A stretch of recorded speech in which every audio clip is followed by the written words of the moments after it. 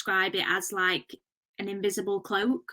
So you don't necessarily always see what we're doing, but we're everywhere. We're around the whole thing. So I'll be honest, at the beginning of the season, I am brutally honest in our inductions, probably to the point where some people go, you know, we're trying to get kids to sign here. We can take our dreams and make them real. Welcome to the Shaping Champions podcast, where we talk to professionals across various fields and discuss what it takes to shape present and future champions.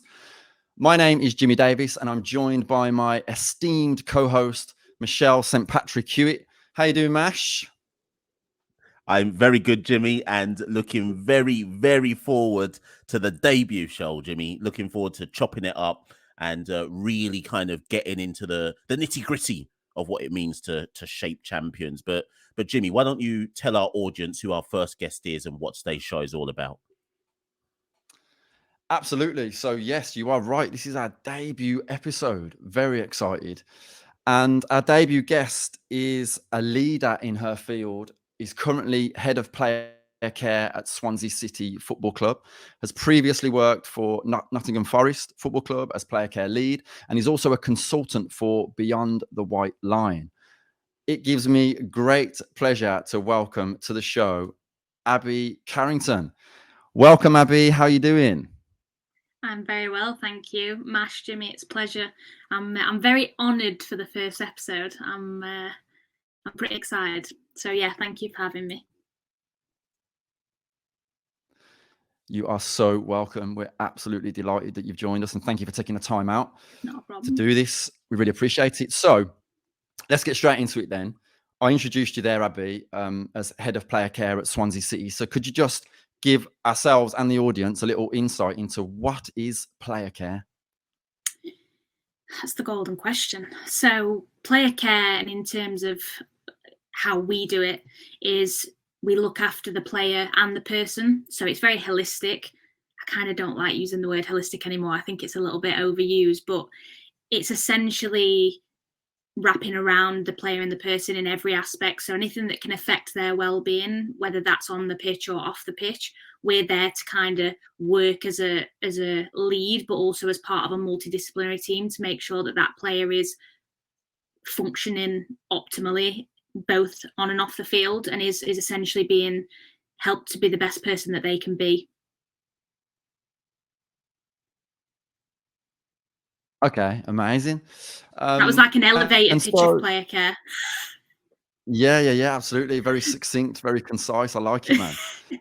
And okay, so I guess, I mean, the burning question for me, I have a great interest in this area, in fact, and my burning question is it being taken seriously as like a fundamental cog in the process of shaping champions in the world of football? I think we're definitely getting there. I won't say it's perfect. I think there's still a lot of minds that need, I don't necessarily want to say changing, because I don't think people are necessarily really strict against wanting to buy into player care, but it's just changing attitudes and beliefs that are obviously hard written into an environment like football, which is obviously, it's very hyper masculine. It's got a very, competitive culture that breeds behaviours where previously we don't ask for help. Players are expected to, just get on with things and things like that. So I think we're moving in the right direction. I think there's still a hell of a lot of a way to go, but I will say that the clubs that I've worked with have been very forward thinking in what they've done and what we've done and worked together in terms of moving player care forward. So, and from speaking to other professionals, I think a lot of clubs are, buying into this and giving it the time and the resource that it deserves. But I don't think I could say that as a generalized statement for probably all clubs. Okay, so you mentioned that things are moving forward there. I mean, what is the kind of progress that you've seen so far since you've been involved in this area? I think when I look back to the landscape when I started in 2019, so my, obviously, as you alluded to at the beginning, was I started at Forest and it was a brand new role.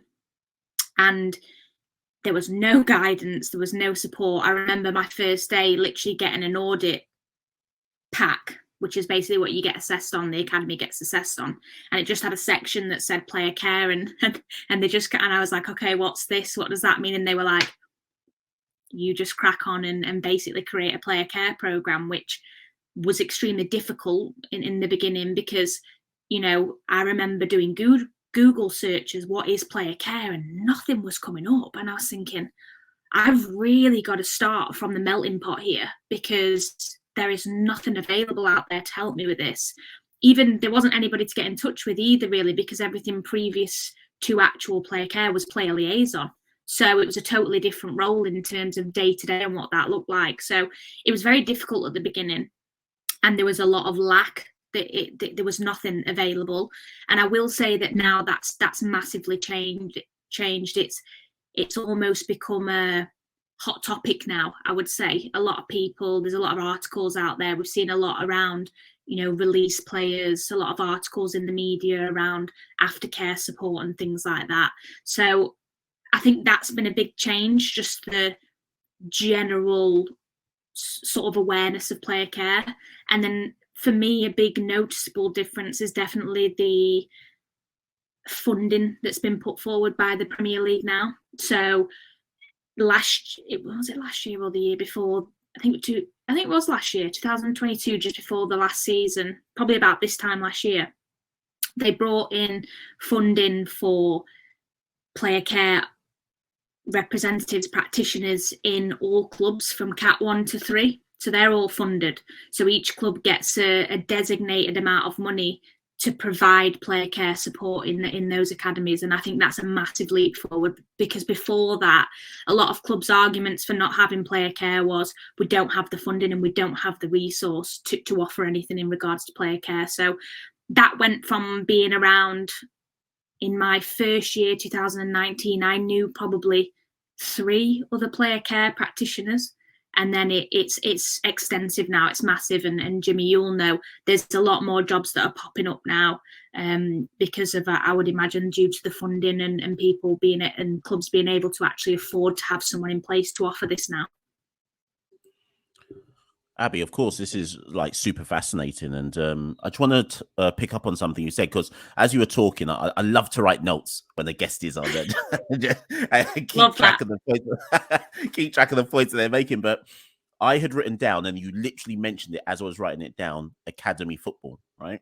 Yeah. And I'm just intrigued about the kind of, is it one size fits all? So I think you said it as well, there's been a lot of focus, I'd say, in the last 2 years on after player care. So when somebody's released from a football academy at the age of 18, what has the club done?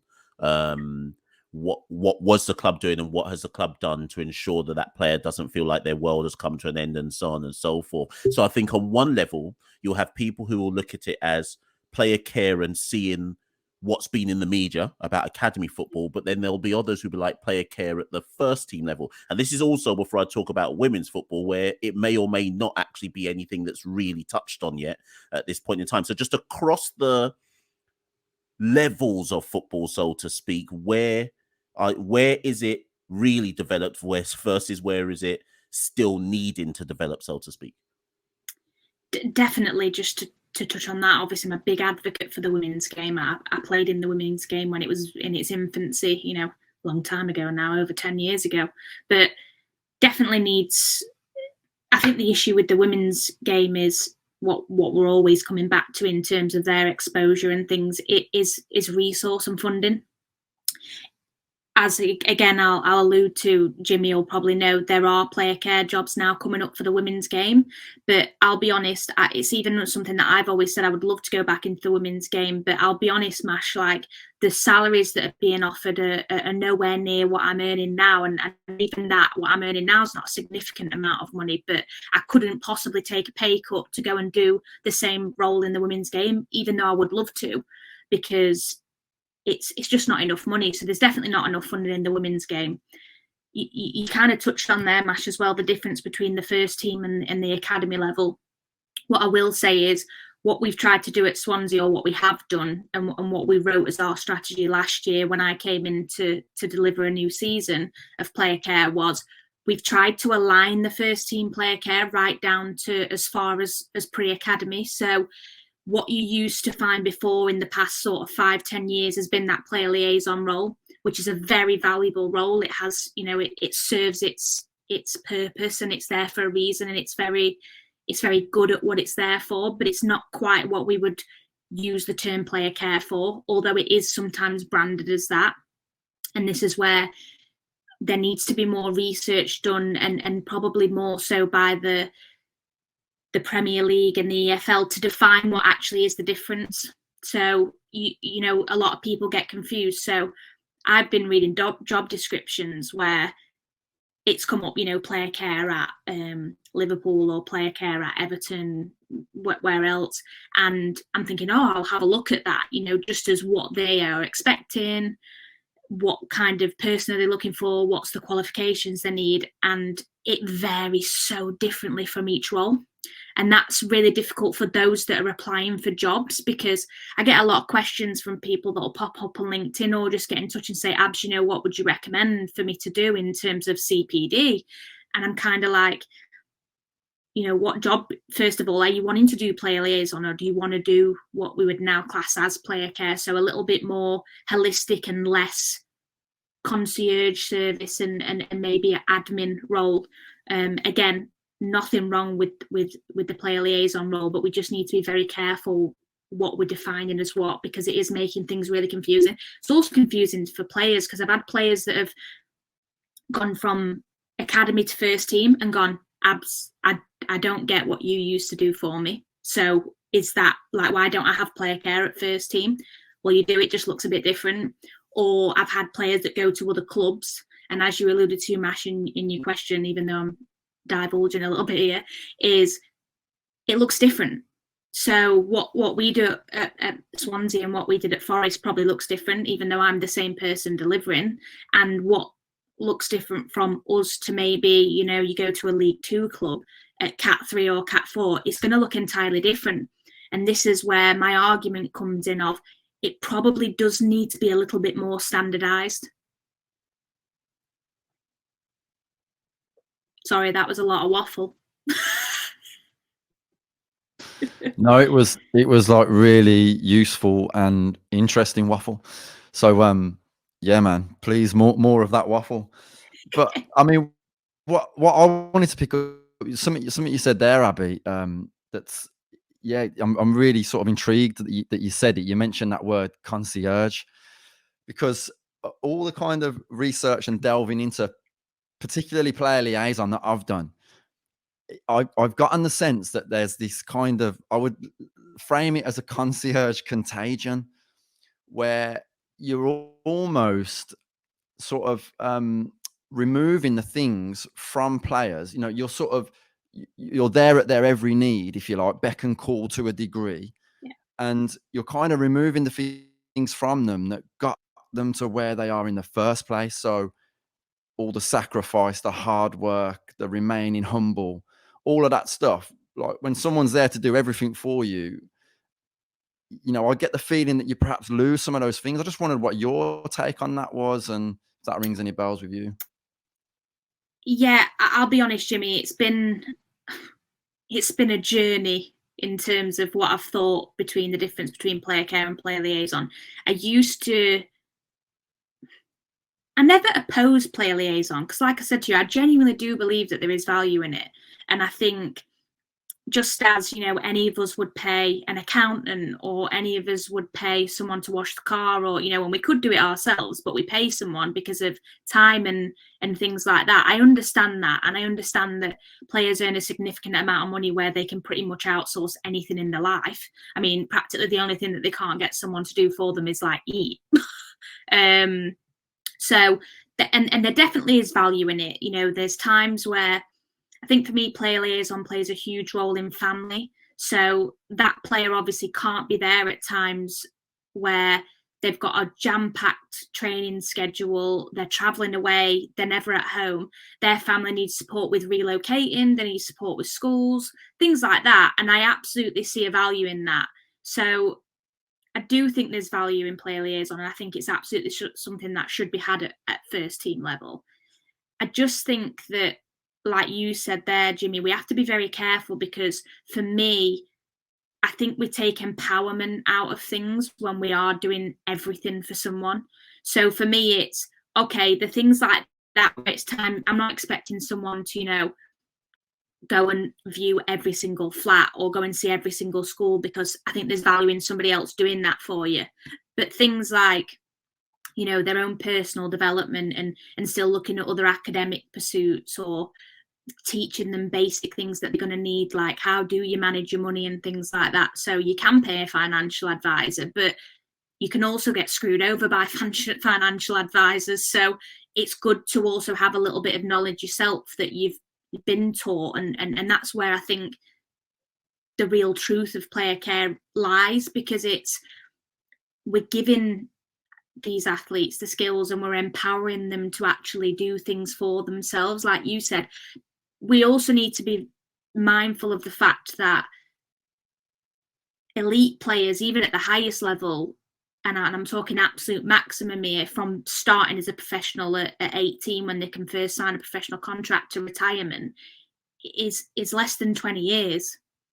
So it's all right that you could pay someone to do everything for you up until you're 35, but then what about after that? You're still going to need to manage your own money. You're still going to need to know how to, change a mortgage or set up a bank account or look at your savings. You're still going to need to know how to do your car tax and pay your insurance, no matter how much money you earn, because there is going to come a point where you don't have that resource anymore. That's inevitable.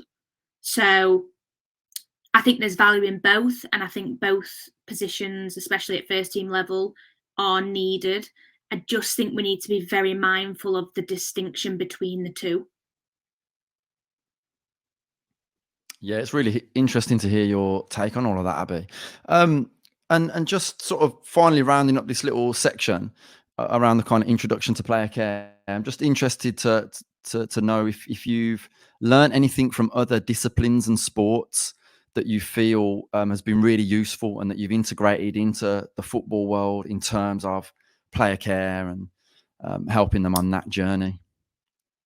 Yeah, I think a big influence for me, especially as I said, starting out and not having anything, was definitely looking into other sports. So there might not have been anything specifically called player care, but where were the parallels with other sports? So you had things like lifestyle advisors, and you've got TAS who have been running lifestyle practitioners for years, had lifestyle practitioners for years, working with things like, your elite athletes in terms of Olympic sports, etc., and things like that, more traditional, gymnastics, things like that. So I used a lot of resources from that. So researching into different sports, what do they do? You had like player development managers in rugby. You had, I can't remember what the other one was called in cricket, something very similar to like player development lead and things like that, which was what I would call player care, just not in football. It was just in a different sport. So I lent on a lot of resource from different sports. I also reached out to a lot of people in different sports and different areas. And they I was saying, listen, I don't really know what this is. Can you just tell me what your programs look like and what are you doing for players, etc., and things like that. And a lot of my original ideas were born out of those conversations, which were incredibly helpful at the time, because I didn't necessarily take them as a carbon copy, but I definitely took a little bit from there, and said, okay, that'll probably work for us. We can fit that. It's very similar. And then other things I was like, that won't work, but how could we create a version of that to be adaptable to our sport and our program? So yeah, as I said, I just describe it as that melting pot in the beginning of just literally taking everything, stirring it up, and going, right, what have we got here? Abby, and I'm gonna approach this from the kind of position of let's assume, and I am just your average person on the street, right? And they're listening to this episode, and they're like, okay, this is fascinating, this is interesting. But then I think the question, the obvious question they would ask next would be, so what does it look like, right? And when I say what it looks like, whether you want to take that as day to day, week to week, and this is quite a long deconstruction I'm about to give you here, so you might want to get back to the pen. Get some notes. Hold on. What does it look like day to day, week to week? But then this as well. Where do you fit in the cog for shaping almost like an elite mindset for that particular player? And for argument's sake, let's say first team squad player, whether they're integral or whether they're in the squad, they're just in the first team, in and around the first team. Where do you fit in the cog of all the other things that are going on, for that particular player? So let me just shout out some random things: strength and conditioning, tactics analysis, all of that stuff, right? Just, I don't know why I said that, but all of that stuff that goes on in the course of a week. How do you define, I guess, your role in a kind of day-to-day, week-to-week, month by month? How do you slot in shaping that player's character and mindset to get the best out of themselves? I know that's long, Abby, so unpick it however you want. Bloody hell, about 7 questions in one. I think I've got a good analogy for here. How I normally describe what player care is I always describe it as like an invisible cloak. So you don't necessarily always see what we're doing, but we're everywhere. We're around the whole thing. So you touched on there about liaising with all the different departments. And the players probably don't realise to the extent that I know everything that's going on for them, because I sit in every meeting. I go to even meetings that aren't even, people wouldn't think relevant. Like you said, I sit in the medical meetings. I sit in ops meetings. I know what's going on for everyone all the time. So it's almost like it's a bit of a glue. It ties everything together and it brings it together, and we kind of sit in between all those areas, and we're just very cohesive. So how that looks day to day is, as I said, I'm very much a big person on, I don't really like the word culture, especially not when it comes to sport, because it's just a buzzword, but I am very culture driven in the sense of what I do player care wise is, obviously we have a strategy and we've got a long-term plan and we have a bigger picture, but for me the day-to-day stuff's the most important. So those interactions that I have with the players on a day-to-day are fundamentally where we shape them. And that doesn't just go for me, that goes for everybody. And I'm very conscious when we work with staff and we do CPD and we create an awareness of what we're doing as player care, that they know that they feed into that. So their language, how they interact with players, do they actually ask them anything about anything else in their life other than football? No, I don't. Okay, well, you need to start doing that. And that's kind of where, from a player care perspective, there's all the hands-on day-to-day stuff. But for me, honestly, the most important thing is how you interact on a daily basis, and you constantly, it's almost like a nudging technique. So how you speak to them, how they interact, are you enforcing good behaviours and pulling up bad behaviours? So a lot of them, again, won't realise that we'll see things and I'm the eyes and ears of the place. So I get to know everything. I get to know everything that they've done, everything they've said. And, you know, if I catch them doing something and I'll just give a little nudge of, you know, is that where, you know, standards needs to be, or are we slipping there a little bit? Or, you know, or there's been times where I've heard things and I've directly needed to pull someone straight out of a situation and say that is absolutely categorically not acceptable. And I feel quite comfortable doing that, because it's not just about my player care culture for the club, it's about the culture of the club in general. And we're trying to build not only exceptional athletes, but we want whoever comes through our academy to go on and be successful in whatever they do in life. And we want to create, you know, great people, essentially, because 99.9% of them aren't going to be footballers. But that's just the sad reality of the nature of the job that we work in. So I want people to come up to me in Tesco and say, "Oh, Abby, I remember so and so, Johnny Boggs. He went to your academy. He works for me now, you know, wherever, and he's fantastic. He's a great person." Those are the kind of things where I sort of measure my success on that, and not necessarily of the ones that get through. Although I obviously do, you know, love celebrating those wins as well. But it's really important for me that it's that blanket of it's across everyone and it's across everywhere at all times. It's really interesting, Abby, to hear you say about pulling players up around certain things, standards and that. And I'm just interested, does that apply to first team players as well? And if it does, how receptive are they to that and to your kind of authority, I guess? Yeah, I'll be honest.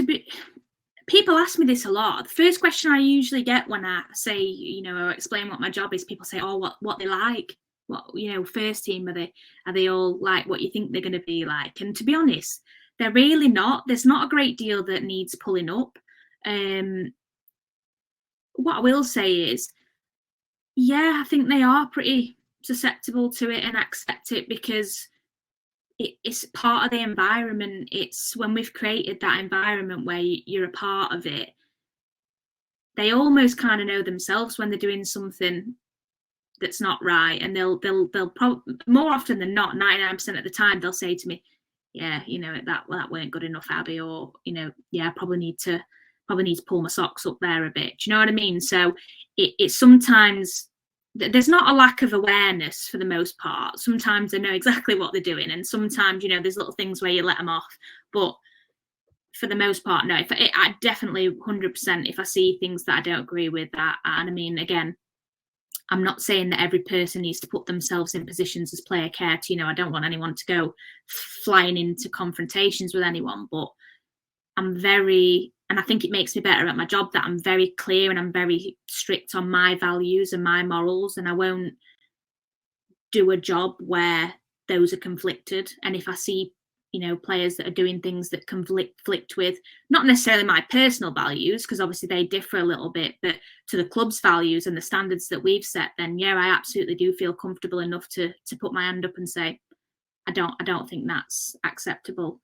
I'm kind of saying this as if it happens all the time. I promise you it doesn't, but it's just occasional things every now and again. Like stupid things like, guys, like, have you look at your table after you've left it at dinner time? Do you think that that's acceptable to clean up? Like, leave there. Like, go and get a cloth and clean it up. Guys, you keep using the plastic cups, but why can't you just reuse one? Like, you're just having a sip and throwing it away, and then 5 minutes later you're coming back and you're taking another cup. Go and get a water bottle and just come and fill it up. Like, just tiny little things where it's just habits of, is that elite? That's kind of the question I come back to, are those elite habits? Yeah, totally. And what it reminds me of is reading that book Legacy, when they talk about how the All Blacks conduct themselves, and it's like nobody looks after the All Blacks. The All Blacks look after themselves. You know what I mean? And it's all about the senior leaders of the team sweeping the sheds and all that sort of stuff. And I just wonder. Correct. I mean, this is probably maybe a different conversation for a different episode, but that kind of mentality between the different sports as well. It would be interesting to get like a take on that. But yeah, anyway, I think back over to Mash. I think you had a question, didn't you, Mash? Yeah, it was interesting because as Abby said, elite habits. The first thing, the kind of klaxon that went on in my head was when Justin Langer, I think it was it an Ashes series 2019, he used the phrase elite honesty, and it was about the Australian squad coming to. It was like some kind of. I think he used it as a kind of, we have to go back to some kind of reckoning about how we conduct ourselves, and he got trashed for it. Actually, if I remember rightly, the newspapers were like, they almost treated it like what an arrogant kind of phrase to use, and so on and so forth. So as you two were talking, I was like, oh yeah, elite.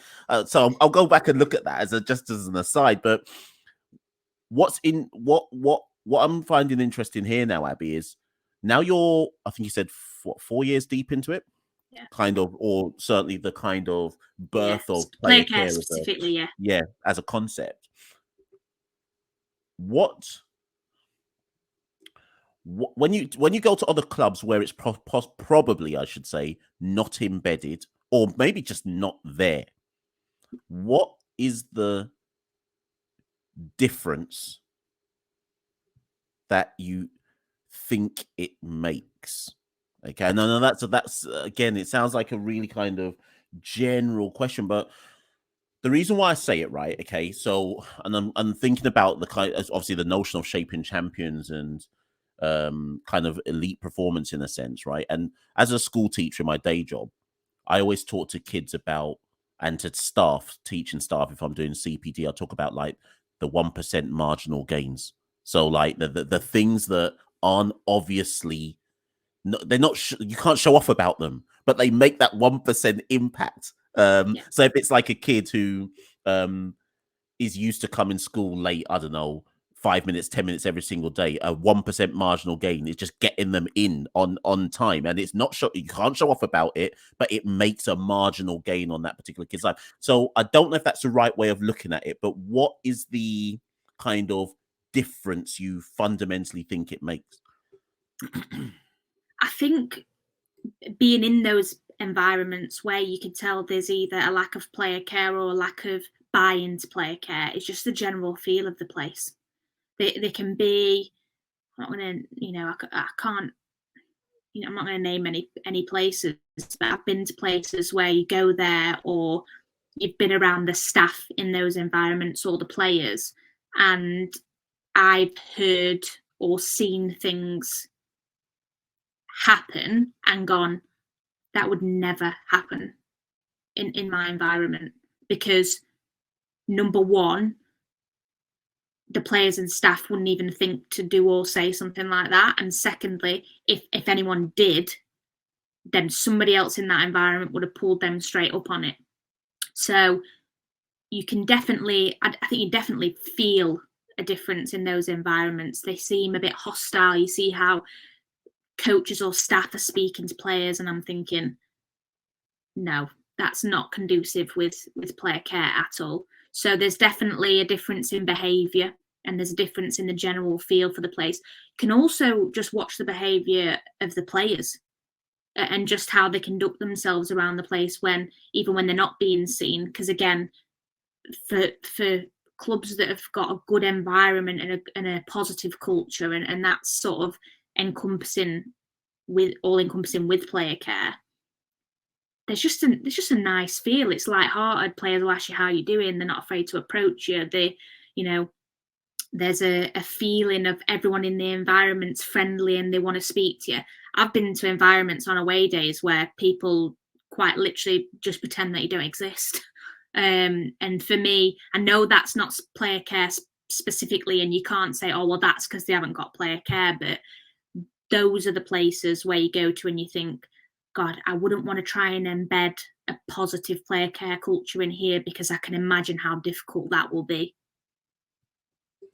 It's like you almost knew what I was going to ask you next then, because I was going to say, is this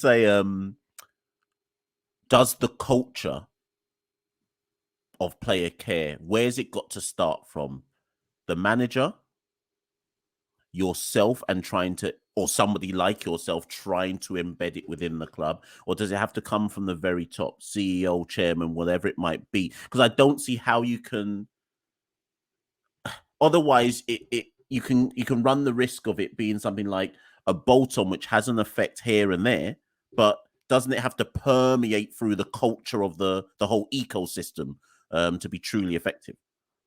Yeah, I would say you just kind of answered the question yourself there, Matt. To be truly effective, you have to have a top-down approach, and everyone has to buy into that at every level of wherever they're at. I mean, I'm quite conscious of even, everyone to me in our environment is valuable. And I truly mean that, from people that, clean the stadium, to people that come in and cook for the lads, the people that work on reception, player care, coaches, management, everyone from the CEO down plays a part in creating success in our environment.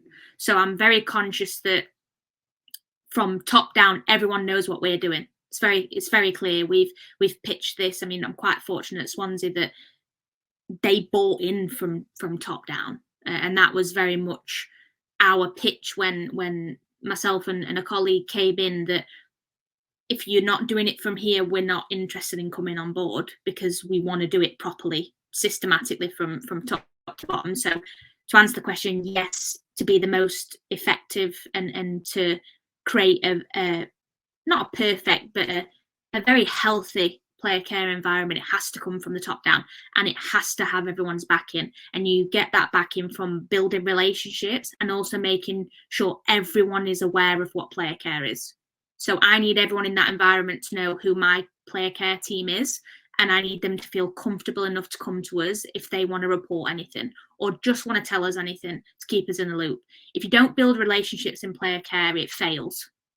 It's fundamental to be able to work with everyone, from, as I said, the people that come in and clean your kitchen to the people right at the top who sign off the money.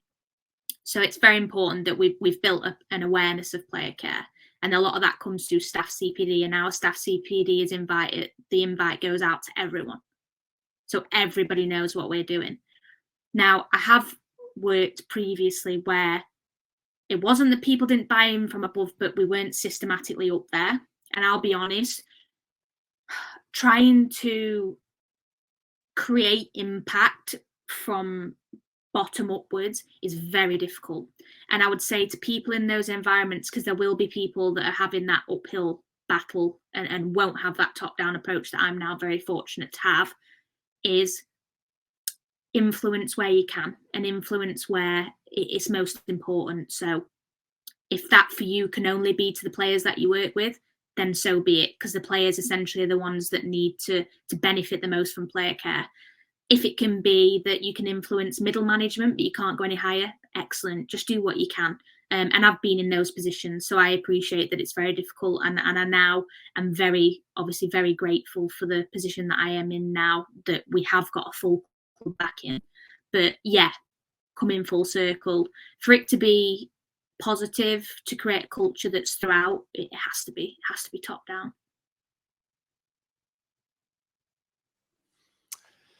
Yeah, really, really interesting stuff. And I think any kind of team, club, franchise, in any sport really that's successful, they make everybody feel a part of the family, don't they, Abby? Like you were just saying, everyone's important, everyone's crucial. And it reminds me of, I'm going to reference the All Blacks so much in these podcast episodes, Mash, just because. Is that the latest book you've read, Jimmy? It's showing. You need to get out a little bit more and get some more books. It's not the latest book I read, but I did read it in the last 12. Book. I reread it in the last 12 months, and I think the reason I come back to them though is because they are the most successful sporting dynasty in history. So the lessons are there, you can't deny them. And one of their most famous coaches says the most successful environments in any industry or field are the ones that develop people. So I want to kind of shift the focus a little bit now, Abby, in the interview to like women essentially. And do you feel that women are being developed within the world of male football? And like, do you think there's enough representation currently? And what do you think could perhaps be done in that area to improve it, if anything? Is that in regard to staff in the men's game, Jimmy, or just women in general? I mean, I'd say in general, really, women in general in the men's game. I mean, for instance, one sort of caveat of that question would be, how long do you think it's going to be before we see a female manager of a male team?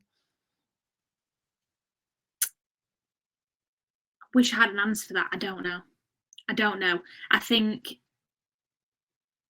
we're getting there. I think we've just seen, I can't remember the lady's name who's just been appointed at Brentford. It'll come to me, but she's just become the 18s coach at Brentford, which is just a huge step forward. We've obviously got other representations. You've got Hannah Dingley at Forest Green Rovers, who's the academy manager. We're seeing, I'm not going to say a lot because it's not a lot, but we're seeing more women at senior board level and things like that at football clubs, which is definitely a step in the right direction. I don't think we're there yet, but what I will argue is, and this is in no way make an excuse for the lack of representation or diversity, by the way, because it is shocking, if I'm being honest, in football. But things are being done for us to get there. But what we also have to take into consideration is it's the same with a lot of other jobs where stereotypically one gender will go for them. So, and that's not, I don't mean to stereotype everybody, but there are jobs that traditionally have always seen more women working it or men working it. That's just the nature of it. And I think there will always be more men that want to work in football. I truly believe that for even for the next. I hope that that's not always the case. I hope that in 50 years' time, I'm meeting my words and going, bloody hell, we're a 50-50 split, or women have taken over in football. But I don't see that happening.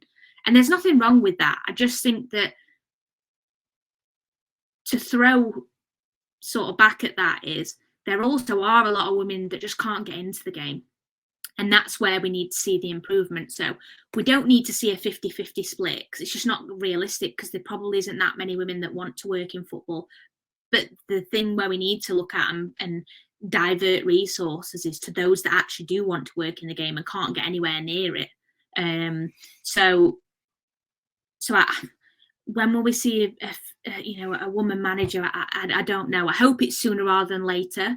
But I think to have a guess would just be stabbing in the dark, because it'd depend on a number of circumstances that are probably out of a lot of people's control. Sure. Yeah. And I mean, I watched that recent webinar that you were part of, Abby, that you're running a successful elite academy, the PSN webinar. And I know what you're going to say, Jimmy. Go on. Because if you don't say it, I'll say it. Go on, you say it. No, you say it. Go on. Well, it was a glaring example, wasn't it? There were 10 people. It was a very glaring example, and I'll 10 be honest. people on the panel. Yeah, 10 people on the panel. I was the only woman, Mash, to put it in perspective for you. And I'll be honest, I've worked with PSN a lot since they came about, and I've got nothing against them. I know that they would have reached out to me, but I thought I jumped on it, right? And I sat there. Obviously, I didn't get a list of people that were going to be on it. I just got told, this is the time. This is what we're talking about. No problem. I love doing things like this. And I jump on, and the first thing that comes into my brain is, oh no, I'm the tokenistic female. And I was like, part of me was like, well, that's a win, because at least you're on it. And then the other part of me was like, I know so many people in so many positions that are women that you could have had it easily with the job roles on there. You could have had a 50-50 split easily. Yeah, I totally agree. And yeah, it did make me chuckle. But I suppose, like you said, Abby, at least you were on there. It wouldn't have been that long ago where we wouldn't have seen any women on there, would it? Let's be honest. But just to bring it back as well to, because we mentioned that buzzword that everyone loves at the moment a few times so far, culture.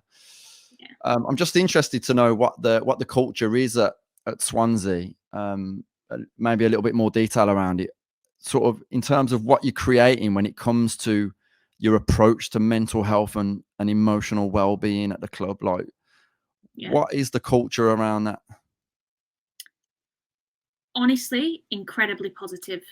Again, sort of a systematic approach that really didn't have much to do with us coming in, but something that I've seen is our HR are excellent for promotion of mental health and well-being. We have a circulated email every Wednesday. So we had one today. It's called Wellbeing Wednesday, the email, and it gives you like top tips and things. And it occasionally they send out, helplines or things, or you might want to consider this. They've put on things for staff such as yoga mornings. We've done open water swimming. They've got a run club. So there's loads of things to promote well-being. So in terms of a club perspective, they're very, very good. And I don't just mean for players, because obviously that's more our responsibility, but even from an employee and a staff point of view, they're very, very positive towards mental health. We do a lot through the foundation for local mental health initiatives and things like that. So getting people in the community involved through the club so that they can then, foster their own mental health and well-being in positive ways. So that's another way that the club get involved. And mental health is obviously huge for us. So again, it comes down to creating that environment where a big thing for me is our strategy when I wrote it was I always talk about prevention over intervention. Now, I say that knowing that there's always going to be times in my career or anybody's career as a player care practitioner where you have to intervene, where you can't have done anything to prevent it. I can't help that. I can't prevent someone from losing a family member, and I can't predict when that's going to happen. So there are times when I need to intervene there, and we get them help for that specific event. But the prevention's so important. So things like your life skills, your coping mechanisms, your mindset, your overcoming obstacles are all things that we do throughout the year with the players, that hopefully when they do face these issues, that actually they know how to deal with them themselves, or at least they know where to go to get the support if they need it.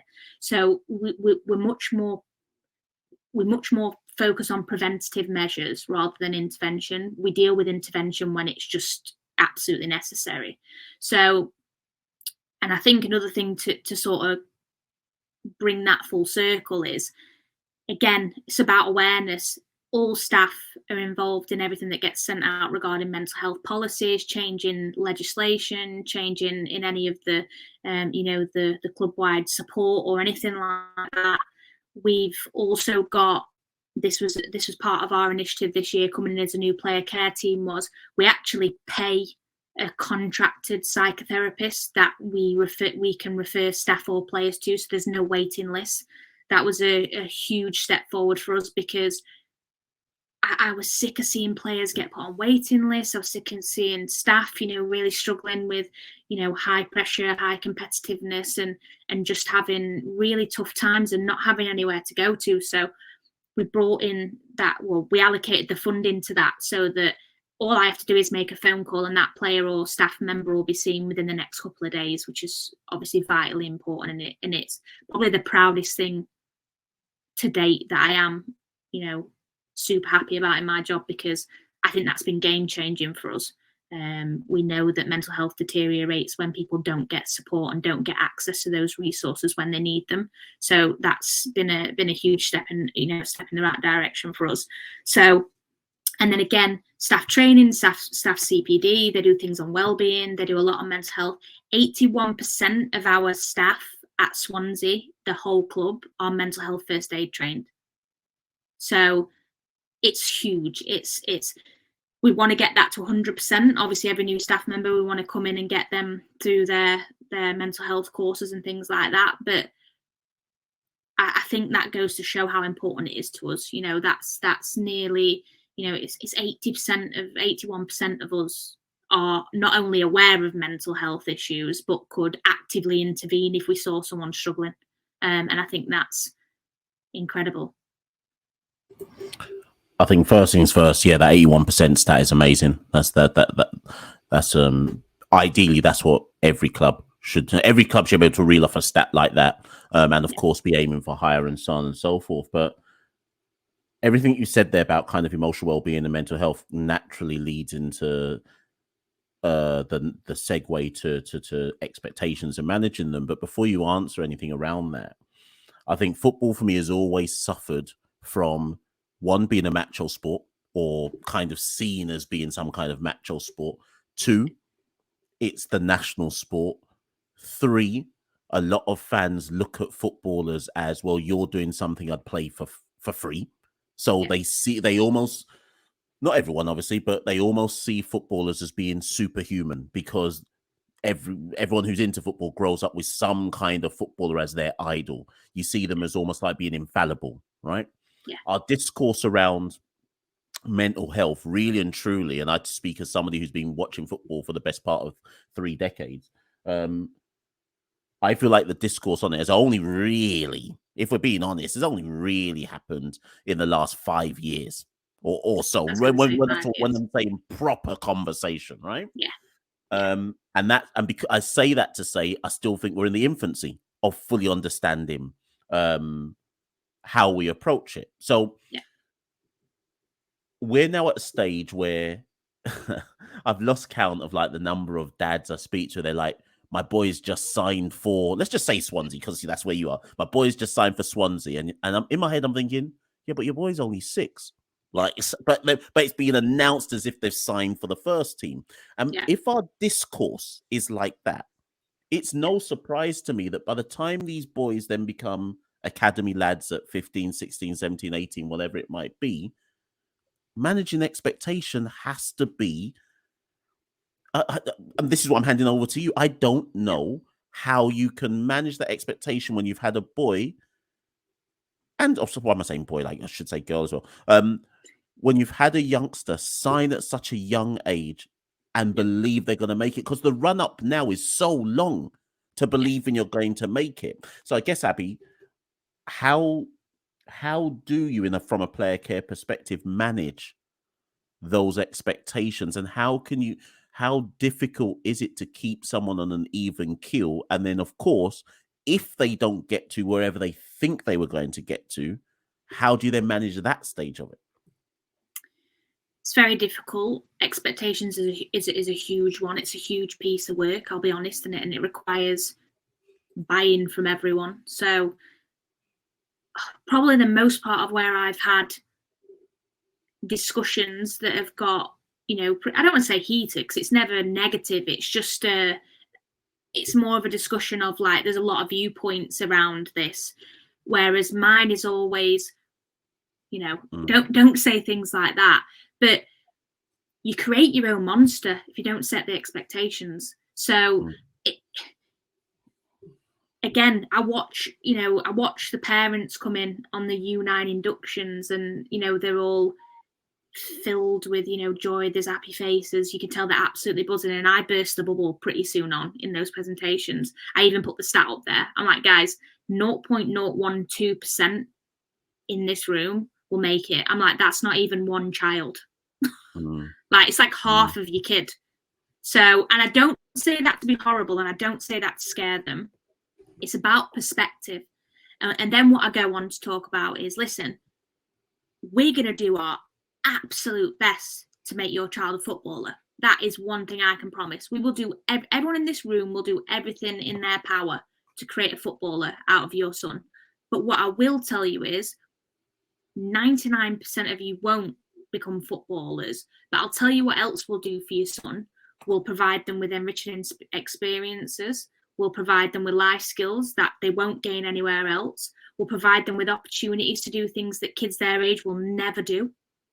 We'll give them, access to coaching that no other child in the country can pay for. It's not on the table for people to even pay for it, but your child's going to get that. So I try and spin it in a positive way, but from a different angle. So when I can't make every child in here a footballer. It's not going to happen. I wish I could, and I'd be very rich, but it's just not going to happen. But what I will do is I will give you my word that I will try and create the best person. I will try and create, the best person that your son can become by being in this academy. And hopefully that sort of puts the fire out of when 10 minutes before I said to them, your kid's never going to make it. Because I don't say that. There will be a child in there that will make it, odds on from each age group, but the majority of them won't. So we have to make it really clear that they're not just sat there listening when the coaches give the presentation, but when everybody else comes in and, particularly player care, psych, things like that, people are thinking, parents are sitting there thinking, well, you know what? They're going to do their absolute best to make him a footballer. But I'll tell you what, even if he doesn't, he's going to come away from here and he's going to be a bloody good person because this program's fantastic. And so that for me is the setting those expectations in the beginning. It's all about honesty. And it's all about reframing and making sure that they're listening to the things that are going to be the most important in 10 years' time. And they're not only listening and grabbing onto the things that when coaches have put up a picture of, then Cabango and going, oh, listen, this is one of our success stories. They're not just only thinking, well, my kid's going to be the next Ben. They're thinking, well, even if my kid's not a Ben, I know that he's going to be better for having this experience. So I feel like I might have butchered the answer to the question a little bit, Mash, but for me, it is, if I had to just one word with expectations, it is honesty. And I think you asked towards the end of that question about what then do you do when those expectations aren't met at the end of the journey. And it's easier when you've been honest.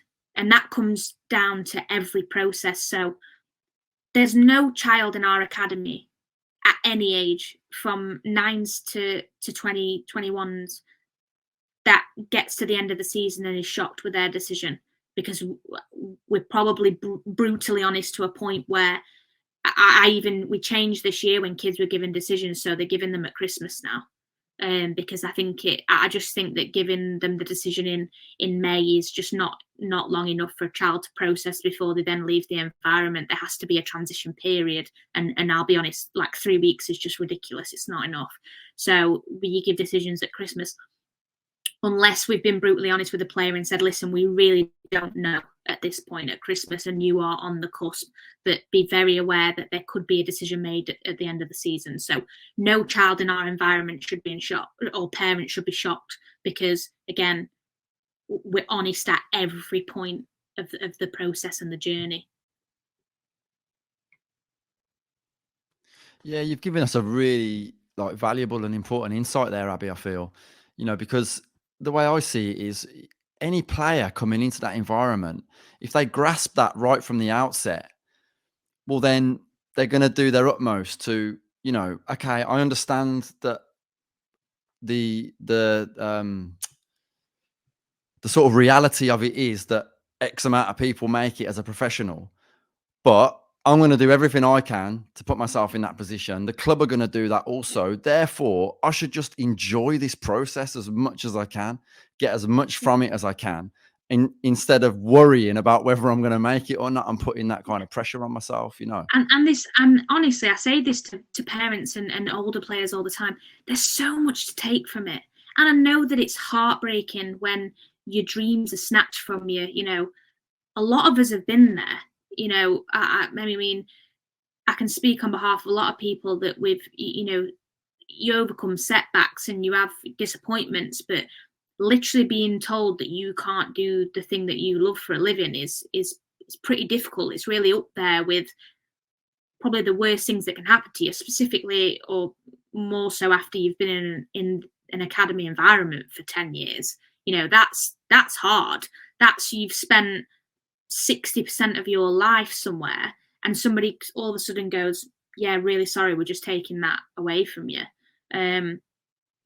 Nick Cox said something at a presentation I was at the other week, and I think the stat is that the kids spend 20% of their childhood with us if they go from 9s all the way to finishing a scholar. That's incredible. 20%. So, and a lot of people will go, yeah, but it's not. 20% is influential. You can do there's a lot of influence and potential there to impact a child's life in 20% of their time. And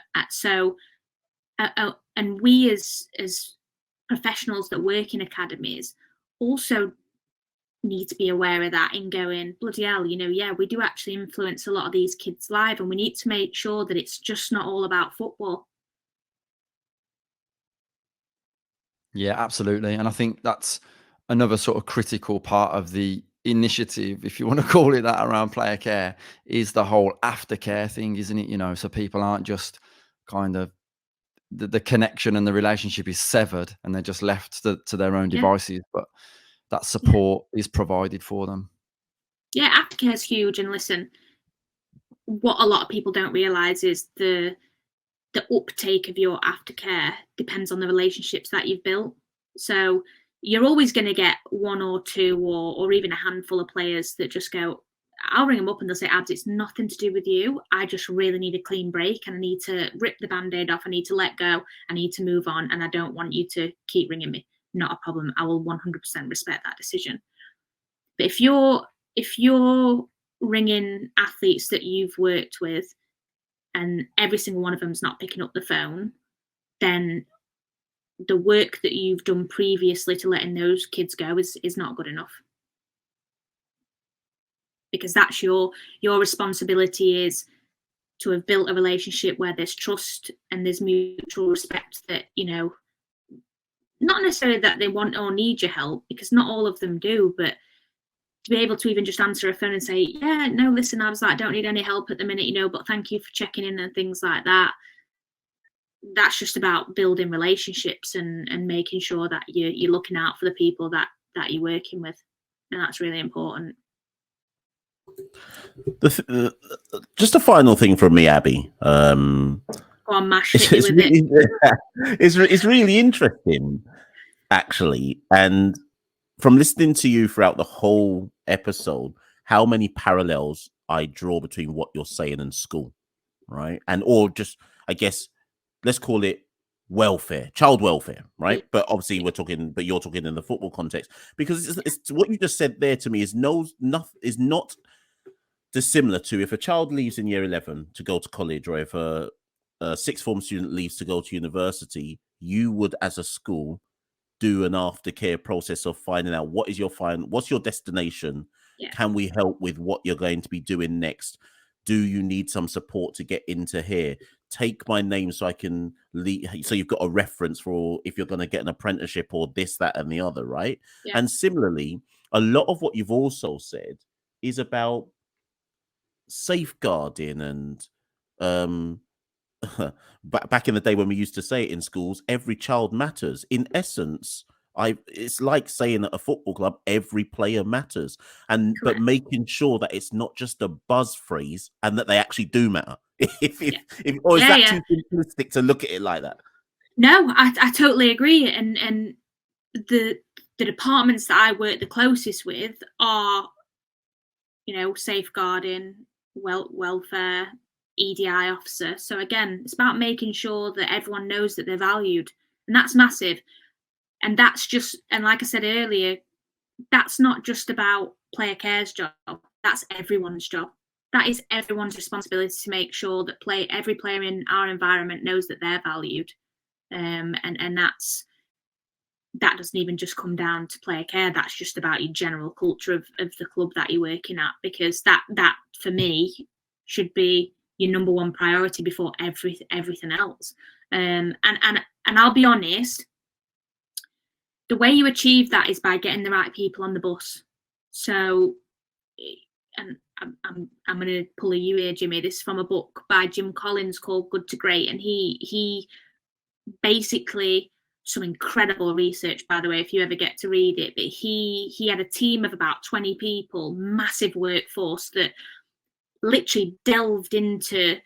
I think the final study was 12 companies that went from good to great. So they were classed as like your high performers, exceptional. Their environments were like the best that you could get, because they didn't just only create success, but they sustained it over a long period of time. So they went in and did a case study on every single one of these elite organizations.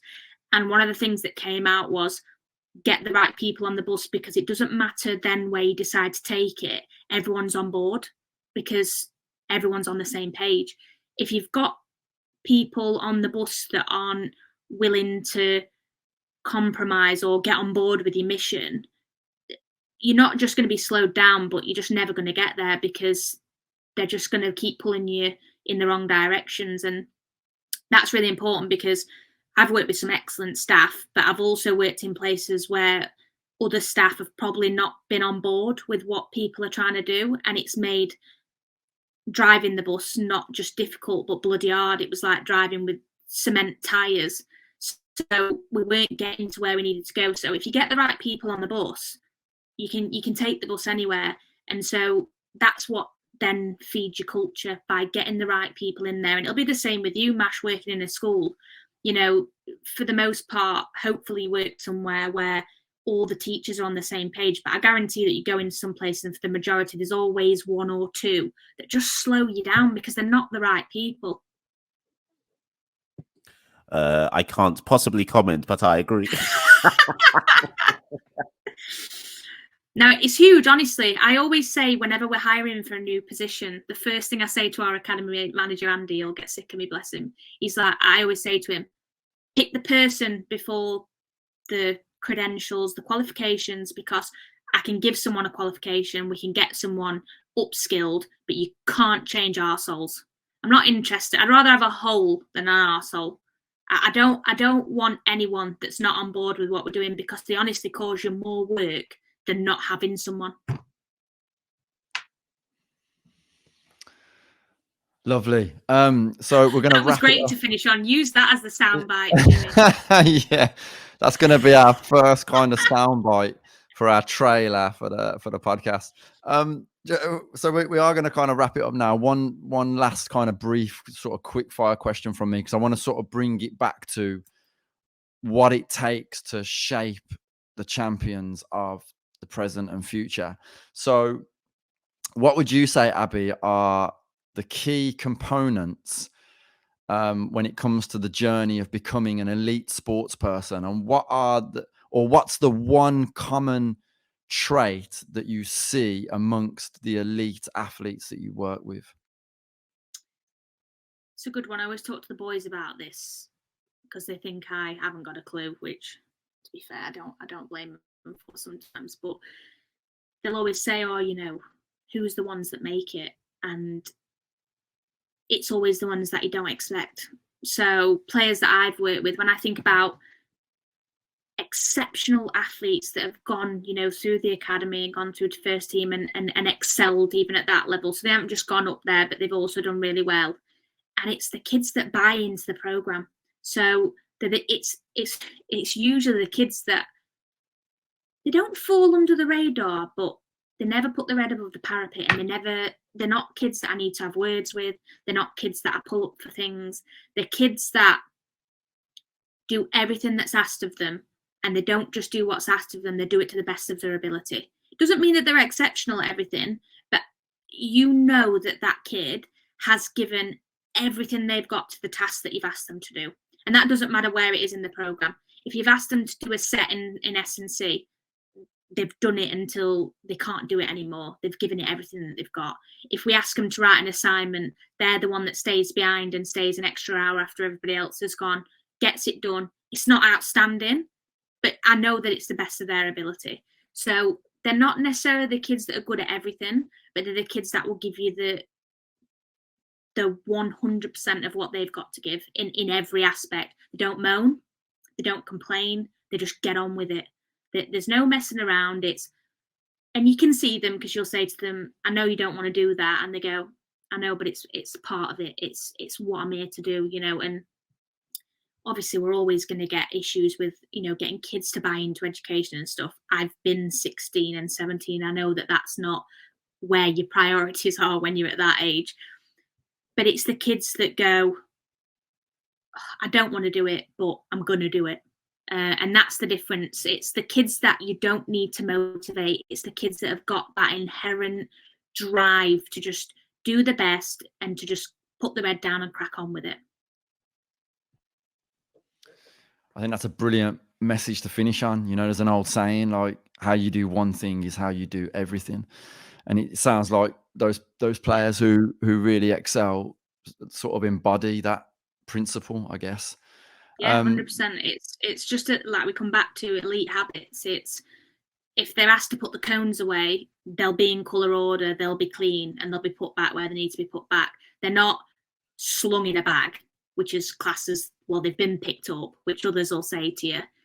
I always say, I came from a coaching background, and when I was coach with a guy local, and one thing we always used to say to each other is, what you touches the line. They're the ones that make it. They're the ones that don't half-arse the run. They're the ones that if you ask them to run a width to width, they touch both white lines and they do it properly. And they're the ones that you want on your team. They're the ones that you want on your bus. You don't want the ones that go, oh, well, I was an inch away. Okay, well, if you're an inch, you may as well have not done it, because you've not done it properly. Those are the people that make it. from what I've seen anyway. I can't count, I can't vouch for every player that's ever made it because I haven't worked with them. But from what I've seen, those are the players that are successful. Listen, Jimmy, that was the actual soundbite there. That's the forget the arsehole one. That was the soundbite. Yeah, that one's a better one. It sounded a bit more positive, didn't it? It's true. Honestly, I mean that on every level. I picked my team this year that I work with, and I don't want anyone that's not there, not blood, sweat and tears on the face, that's not doing things properly. If it's not done properly, I'm not interested. It's about standards, and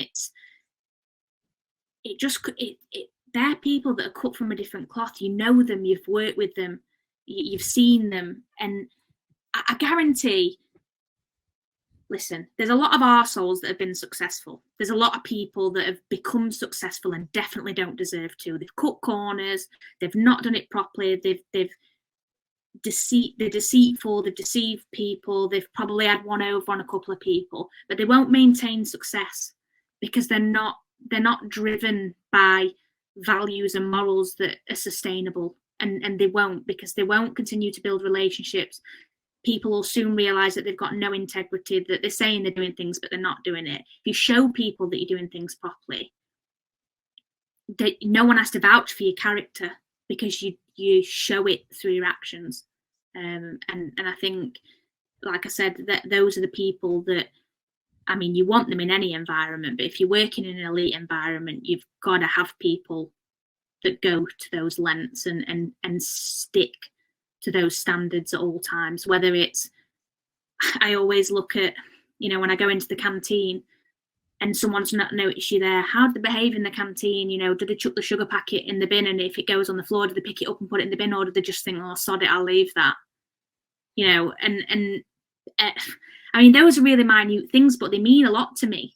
And I'll always try and, when I've interviewed people for jobs in my team, I always try and add in a little challenge that's not even when they're being interviewed.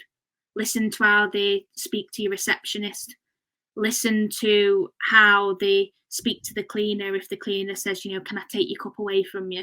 How do they interact with people who they might see as, they shouldn't do, but they might see as lesser than them? What are those interactions like? Those are huge for me. I think character is, we talk a lot about character, but I think even to the extent that we talk about it, I think it's underrated. I really do. What a brilliant way to finish the podcast. Yeah, it's been absolutely fascinating, Abby, just gaining an insight into just how pivotal the role that you're carrying out is to shaping the champions present and of the future. Mash, any final thoughts from yourself before we wrap up? Listen, like you said, Jimmy, having never met Abby before and only kind of read around some of the stuff that Abby has done completely, like you say, you use the right word, fascinating. And what I always like about podcast episodes like this, where you're looking at something that I think people hear the phrase player care and they'll have their own kind of, with respect, basic idea of what that actually means, and probably the wrong idea of what that means, and probably underplay the importance of the role. So it's been really good to kind of have Abby on and kind of talk us through. I don't know if Abby used this phrase, but having now sat down and kind of listened to Abby and spoken with her, it's one of those roles that I call the glue of organizations. If you don't have somebody connecting and sticking things together, it's too easy for things to fall through the gaps. So yeah, really a real pleasure to have you on, Abby, and truly fascinating. Thanks, Mash. And that's about it for episode 1 of the Shaping Champions podcast. Please do subscribe to us on whatever platform you're listening to us on or watching us on, and we'll see you next time. It begins inside, all the feelings that bring us alive. Having a purpose, having to strive for the one thing that you visualized and been working for all your life. Unstoppable drive, on a roller coaster ride, when there are people that are looking to dim your shine and there are others that are looking to sink your pride.